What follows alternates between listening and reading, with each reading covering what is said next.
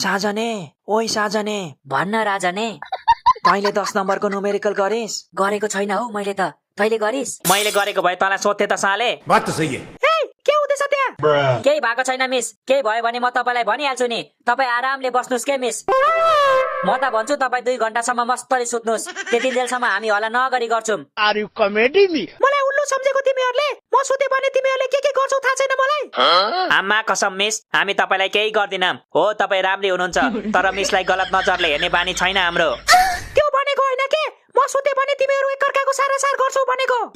सारासार गर्नलाई त कसैले लेखेको हुनु पर्यो नि मिस। सबै उस्ता उस्तै छौं, कसको सार्नु खोइ? हो त्यही भएर भनेको, जति आउँछ त्यति लेख अनि कपी बुझाएर जाऊ।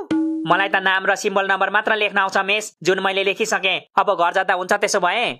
हुँदैन, अघि नै भनेको होइन, पहिलो घन्टी भन्दा अगाडि कोही कहीँ जानु पाउँदैन भनेर।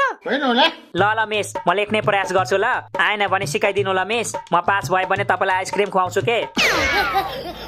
पर्दैन, म यहाँ तिमीहरूलाई सिकाउनु बसेको हो। जति आउँछ त्यति लेख्ने, आउँदैन भने चुप लागेर बस्ने। तेरो बाउले भन्थ्यौ।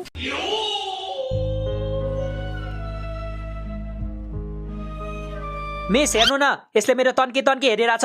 मिस हेर्नु न, तन्की तन्की हेर्दा पनि यसले छोपिरहेछ। साले तू तिमी अरूको नहेर त, तिम्रो कपी खोजिदिनु पर्ने हो। खोजिदिनु मिस, खोजिदिनु। यसले अघिदेखि मलाई डिस्टर्ब गरेको गरेछ। मैले के तेरो चाक कोटाइदिएको छुरा डिस्टर्ब भयो तँलाई? के बोले भाई?